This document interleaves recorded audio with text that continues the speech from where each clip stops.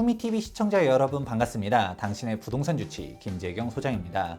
오늘은 재개발 재건축 법률에 대한 사항들을 한번 알아볼까 하는데요. 그래서 이 자리에 누구보다도 정확하게 설명해 주실 변호사님 함께하고 있습니다. 안녕하세요. 안녕하세요. 법무법인 랜드로 대표 변호사 최정환입니다.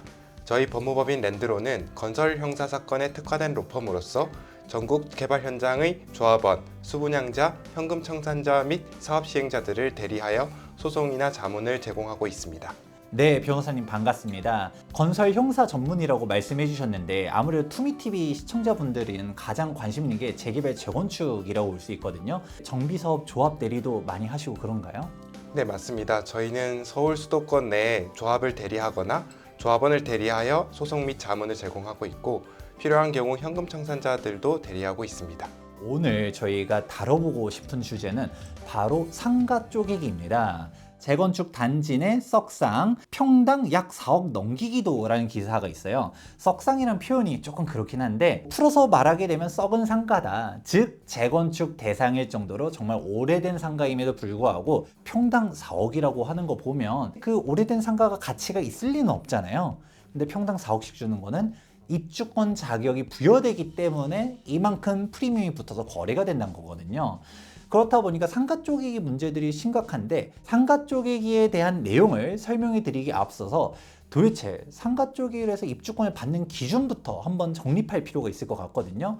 먼저 재개발 상가 분양 신청 관련해서 말씀을 드리겠습니다. 주택 재개발 사업의 분양 대상에 관해서 말씀을 드리면 분양 신청자가 소유하고 있는 권리가액이 분양용 최소 공동주택 1가구 추산액 이상인 자가 공동주택을 분양받을 수 있기 때문에 상가 쪼개기로 그 권리가액이 너무 적어지면 분양 대상에서 제외될 수 있습니다. 그러나 재건축 사업의 경우에는 좀 다릅니다. 재건축 사업의 경우에는 도시정비법 시행령 제63조 제2항 제2호를 보시면 분양주택 중 최소 분양단위 규모 추산액에 정관 등으로 정하는 비율을 곱한 가액보다 권리가액이 큰 경우에는 공동주택을 분양받을 수가 있습니다. 그렇기 때문에 상가를 쪼개서 해당 조건을 충족시켜서 공동주택을 분양받을 수가 있게 되는 것입니다. 그런데 문제는 재건축 사업의 경우에는 조합 설립 인가를 받을 때 전체 면적, 전체 토지 등 소유자 동의 요건 외에 각 동별 구분 소유자의 과반수 동의 요건이 필요합니다. 이 경우 전체 상가는 한 개의 동으로 분류되기 때문에 전체 상가 토지 등 소유자 과반수 동의 요건이 충족되어야 해당 동별 요건이 충족됩니다. 따라서 전체 상가 소유자 과반수 동의 없이는 조합 설립이 불가능한 것입니다. 네, 변호사님께서 잘 설명해 주셨는데 간단하게 정리해 보도록 하자면 상가를 소유한 사람들은 상가를 받는 게 원칙이지만 아무래도 상가 받기보다는 아파트를 받고 싶어 하잖아요. 아파트를 받기 위해서는 기준점을 충족해야 됩니다. 그게 뭐냐면 상가의 감정평가 금액, 즉 여기에서도 비례를 곱한 권리 가격이 조합원 최소 분양 가격 이상일 경우에만 아파트를 신청할 수가 있는데요. 그런데 재개발 같은 경우는 감정평가 금액이 예를 들어 낮게 나왔다라고 하면 그 즉시 청산 혹은 상가만 신청할 수 있는 반면 재건축 같은 경우는 조합이 정관으로 정한 비율이 하나가 더 추가되기 때문에 아무래도 이 비율을 낮추게 되면 권리 가격이 작은 조합원이라 하더라도 분양 신청을 할 수 있는 요건이 생기게 됩니다. 그렇다 보니까 아무래도 상가 조합원들은 나도 아파트 신청할 수 있게 이 비율 좀 낮춰줘 라고 많이 요구하게 되고 한 발 더 나아가서 쪼개기를 하는 상황까지 나타나게 되는 것이죠. 재건축 같은 경우는 동별 과반수 찬성 동의율이 있어야지만 조합 설립할 수 있다 보니까 상가 비율 안 낮춰주면 찬성 안 해줄 거야 어깃장을 놓는 경우들도 비일비재하게 나타나고 있습니다. 재건축 아파트 입주권을 노린 상가 지분 쪼개기가 2년 사이에 6배나 증가했다고 합니다. 그렇다 보니 많은 재건축 사업 현장에서는 이런 상가 쪼개기로 인하여 재건축 사업성이 떨어지게 되고 재건축 사업이 잘 진행이 안 되는 현장들이 많이 늘어나고 있는데요. 2023년도 926 부동산 대책에서 이런 상가 쪼개기를 막겠다라고 발표를 하게 됩니다. 지분 쪼개기로 인한 분쟁과 투기 방지를 위해서 상가도 주택과 동일하게 지분 쪼개기를 제한하도록 하는 법률을 개정하도록 하겠다. 해당 발표 이후로 드디어 도시정비법이 개정이 되었다라면서요. 네, 맞습니다. 그럼 도시정비법 개정 사항을 한번 살펴보도록 하겠습니다. 2024년 1월 30일경 개정된 도시정비법에는 제77조 제1항 제5호가 신설되었는데 집합건물의 소유 및 관리에 관한 법률 제2조 3호에서 정한 전유 부분의 분할로 토지 등 소유자가 증가하는 경우에도 권리산정 기준일이 적용될 수 있도록 도시정비법이 개정되었습니다. 그동안의 도시정비법상 권리산정 기준일 규제는 재개발 사업에서 분양 대상자 수가 늘어나지 않도록 규제하는 것에 초점을 맞춰졌는데, 그렇다 보니 재건축에서는 관련 규제가 미비한 것이 현실이었습니다.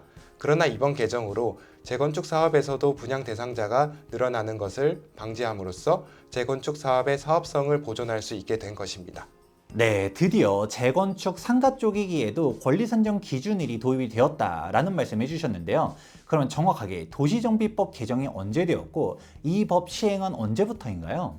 해당 도시정비법 규정은 2024년 1월 30일에 개정되어 같은 날 시행되었는데, 부칙 제3조 제4항을 보시면 제77조 제1항 제5호 개정 규정은 이 법 시행 이후 집합건물의 소유 및 관리에 관한 법률 제2조 3호에 따른 전유 부분 분할로 토지 등 소유자 수가 증가하는 경우부터 적용한다고 규정되었습니다. 즉 2024년 1월 30일 이후 전유 부분 분할로 토지 등 소유자가 늘어나는 경우에 해당 신설 규정이 적용되게 된 것입니다. 법률 용어가 조금 어렵고 헷갈리시죠? 그래서 한 장으로 정리를 해보았습니다. 상가 쪼개기 입주권 기준은 기본적으로 법령이 개정된 시점인 2024년 1월 30일 전이냐 후냐로 구분할 수 있습니다. 아무래도 국법 같은 경우는 이런 상가 쪼개기에 대한 기준 자체가 없었다 보니까 앞서서 변호사님께서 설명해 주셨던 것과 같이 권리 가격이 조합원 최소 분양가에서 조합 정관으로 정한 비율을 곱한 금액보다 크기만 하면 무조건적으로 아파트를 신청할 수가 있었는데요.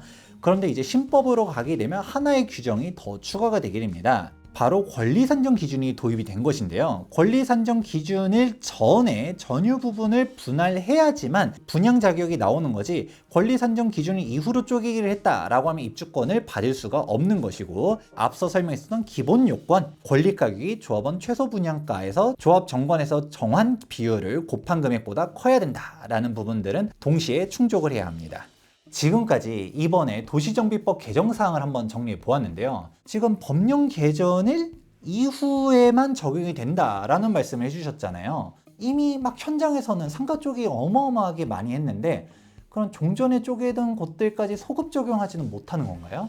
네, 맞습니다. 아까 말씀드렸듯이 해당 개정 규정은 부칙 조항에 의해서 법 시행일 이후에 분할된 상가에 대해서 적용될 수 있기 때문에 소급 적용은 불가능합니다. 이는 개정 법령이 기존의 사실이나 법률 관계에 관하여 국민의 재산권을 종전보다 불리하게 적용하는 경우에 소급 입법 금지에 의한 위헌 문제가 발생될 수 있기 때문인 것으로 판단됩니다. 사실 또 어쩔 수도 없는 것 같긴 해요. 소급 입법을 할 수는 없다 보니까 아무래도 법 개정 이후로부터 적용한다고 볼 수 있는데, 그런데 이게 법 개정 이후로부터만 적용한다 했을 때도 제가 봤을 때 함정이 하나 또 있는 것 같아요. 예를 들어서 2024년 1월 30일 지금은 지났는데 권리산정 기준이 전에 쪼개놨다라고 하면 분양 신청 자격이 있는 거잖아요. 그런데 예를 들어 2024년 지금 6월 달이에요. 분당 신도시다. 제가 뭐 100% 확인한 건 아니지만 제가 알기로는 권리산정 기준이 아직 지정이 안 된 걸로 알고 있거든요. 그러면 어떤 상가 쪼개려고 하는 투기 세력들이 아직 분당은 권리산정 기준이 없으니까 상가를 막 또 칼질해서 팔고 있어요. 그럼 이건 또 못 막는 거 아닌가요? 네, 맞습니다. 해당 도시정비법 규정은 2024년 1월 30일 이후 전유 부분 분할로 토지 등 소유자 수가 증가하는 경우부터 적용되고, 시도지사에 의한 권리산정 기준일 지정이 있었음을 전제로 하는 것이기 때문에 해당 권리산정 기준일이 없는 현장의 경우 상가 쪼개기로 인한 분양권 제한을 할 수 없는 것이 현실입니다. 변호사님 말씀을 정리해 보자면 아무래도 상가 쪼개기를 금지하는 도시정비법 개정이 되긴 했지만 이게 뭐 소급 입법도 안 돼, 권리산정 기준이 적용 안 돼 있다라고 하면 지금도 쪼개기를 사실상 방관할 수밖에 없는 법의 한계가 있다라는 게 보여지는 것 같아요. 지금 영상을 시청하고 있는 선량한 재건축 조합원들 같은 경우 대부분 아파트를 소유하고 있거든요. 그럼 상가 쪽이 계속 해가지고 사업성 망가지면 이거 어떡하자는 거냐? 라는 말씀할 수 있을 것 같은데, 그러면 이거는 어떻게 되는 건가요? 네, 맞습니다. 지금도 재건축 사업 예정지에서 상가 지분 쪼개기는 만연하게 일어나고 있고, 이로 인해 아파트 조합원들이 부담해야 되는 분담금도 점차 늘어나는 위험이 발생되고 있습니다. 상가 지분 쪼개기로 늘어난 상가 소유자들로 인해 사업성이 저하될 것이 염려되는 경우 재건축 조합이 쓸 수 있는 방법 중 하나는 상가 토지에 대한 제척 소송을 제기하는 것입니다. 실제로 재건축 사업 현장에서 상가 소유자들의 무리한 요구로 인해 조합이 재척 소송을 결정하고 관련 소송을 진행하는 현장들도 존재합니다. 이 재척이라는 게 사실 말만 듣기에는 뭐 그냥 시원시원하게 날려버리고 싶긴 하지만 사실 이게 법이라는 게 호락호락할 것 같진 않거든요. 왠지 재척 소송을 할 때는 뭔가 특별한 요건도 있을 것 같고 왠지 어려울 것 같은데 실제로는 어떤가요? 일반적으로 토지 분할을 청구하기 위해서는 분할되는 토지의 면적이 건축법이 정한 최소 면적 이상이어야 하는데 도시정비법은 과소 면적에 대해서도 토지 분할을 청구할 수 있는 특례 규정을 정하고 있습니다. 도시정비법 제67조 제1항을 보시면 사업 시행자는 다음 각 호의 어느 하나에 해당하는 경우에는 그 주택단지 안의 일부 토지에 대하여 건축법 제57조에도 불구하고 분할하려는 토지 면적이 같은 조에서 정하고 있는 면적에 미달되더라도 토지 분할을 청구할 수 있습니다. 그리고 각 호 중 제2호에 보시면 제35조 제3항에 따른 조합 설립 동의 요건을 충족시키기 위해 필요한 경우로 규정하고 있습니다. 즉 도시정비법은 상가 토지 등 소유자의 반대로 조합 설립 인가가 어려운 경우 해당 상가의 토지가 과소필지인 경우에도 상가 토지의 분할을 청구할 수 있도록 특례를 규정한 것입니다. 실제 사례들을 살펴보게 되면 조합 역시도 사실 재건축 상가 소유자의 요구에 응해가지고 비율을 낮추는 경우들도 많잖아요. 가장 유명한 조합 같은 경우는 20년 만에 조합 설립 인가를 득하였었던 음마아파트를 들 수 있는데요. 해당 음마아파트 같은 경우는 상가 조합원 분양 비율을 합의를 하면서 조합 설립 요건에 충족하게 됩니다. 이 분양 비율을 몇으로 했냐? 바로 0.1, 즉 10%다라고 할 수 있는데요. 상가 소유자들이 대거 분양 신청할 수 있다 보니까 아무래도 일반적인 아파트 소유자들 입장에서는 분담금 이슈가 발생할 수밖에 없고 실제로 음마아파트 분담금이 결코 적지 않다라는 게 기사로도 밝혀지기도 했었거든요. 다시 돌아와서 재척을 시키는 것도 옵션일 수는 있지만 재척을 안 시킨다라고 하게 되면 사실 이 분담금들을 다 부담하기 너무 무리가 되지 않을까요? 네, 맞습니다. 상가 소유자에 대한 공동주택 배정이 늘어나게 되면 어쩔 수 없이 일반 분양분도 줄어들게 되기 때문에 해당 재건축 사업의 사업성은 필연적으로 악화됩니다. 이 경우 조합이 쓸 수 있는 카드는 재척 소송 외에도 고분양가 전략이 있습니다. 일반적으로 재건축 정비사업 조합은 조합원 분양 신청에 앞서 종전자산 감정평가와 종후자산 감정평가를 실시하게 되어 있습니다. 이때 재건축 정비사업 조합은 일반적으로 낮은 조합원 분양가를 산출하기 위해 각 종전자산 감정평가와 종후자산 감정평가액을 낮게 산출하는 경향이 있습니다. 하지만 이와 반대로 각 감정평가액을 높게 산정한다면 일반적인 조합원들의 분담금과 과소필지를 소유한 조합원들 간의 분담금 격차를 벌림으로써 대다수의 조합원들의 불만을 잠재울 수 있을 것으로 예상됩니다. 변호사님께서 설명하셨던 내용을 한번 풀어서 보도록 하자면 일반적으로는 감정평가도 사실 낮게 하지만 조합원 분양가 역시도 낮습니다. 그렇다 보니까 예를 들어 조합원 분양가가 10억이었다. 그런데 내 감정평가 금액이 7억이라고 하게 되면 이 차이인 3억만큼이 분담금액을 납부하게 되는데요. 그런데 조합원 분양가를 높이고 감정평가 금액 역시 높이는 거죠. 조합원 분양가가 20억, 감정평가 금액은 17억이 떴다라고 하게 되면 일반적인 아파트를 들고 있는 사람 입장에서는 분담금은 똑같이 3억이기 때문에 피해가 없습니다. 하지만 구분 상가와 같이 쪼갠 물건을 들고 있는 사람들은 이야기가 달라지게 됩니다. 상가를 가지고 있는데 대지분이 20평, 30평씩 되는 사람들은 문제가 없겠지만 극단적인 칼질들을 해서 쪼개를 많이 해서 대지분이 막 3평, 5평 이렇게밖에 안 된다라고 생각을 해보겠습니다. 이런 사람들은 감정평가를 평당 1억씩 해준다 해봤자 3억에서 5억씩이거든요. 그런데 그 전에 조합원 분양가 낮았을 때는 이 사람은 그만큼만 분담금을 납부하면서 입주권을 받아갈 수 있었는데 조합원 분양가 자체를 높게 해버리게 되면 그만큼 분담 금액을 많이 납부해야지 입주권을 받아갈 수가 있는 상황이 발생하게 됩니다. 아무래도 일반 분양 세대수가 준다 하더라도 상가 소유자도 합당한 분담금을 납부하면서 아파트를 받게 되고 그렇게 되면 전체적인 사업성 감소를 방지할 수 있기 때문에 서로 윈윈이 될 수 있지 않을까라고도 생각해 볼 수 있는 것이죠. 네, 지금까지 재건축 상가 입주권에 대한 자격 요건과 최근에 도입된 권리 산정 기준의 적용에 대한 사항들까지 한번 살펴보았습니다.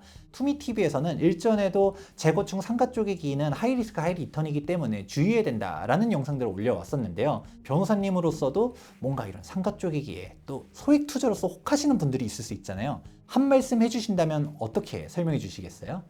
현재 정부도 상가 지분 쪼개기가 재건축 사업성 확보 및 신속한 재건축 사업의 진행에 걸림돌이 된다는 것을 인식하고 있고 관련 도시정비법 규제를 추가하는 등의 조치를 취하고 있습니다. 저희가 대리하고 있는 여러 재건축 조합에서도 상가 지분 쪼개기로 조합원 지위를 획득한 사람들에 대하여 분양권을 주지 않기 위해 다각도로 법률 검토를 진행하고 있습니다. 따라서 작게 쪼개진 상가를 투자 목적으로 매수하려는 분들께서는 법적 리스크를 고려하시어 신중을 기하실 필요가 있다고 판단됩니다.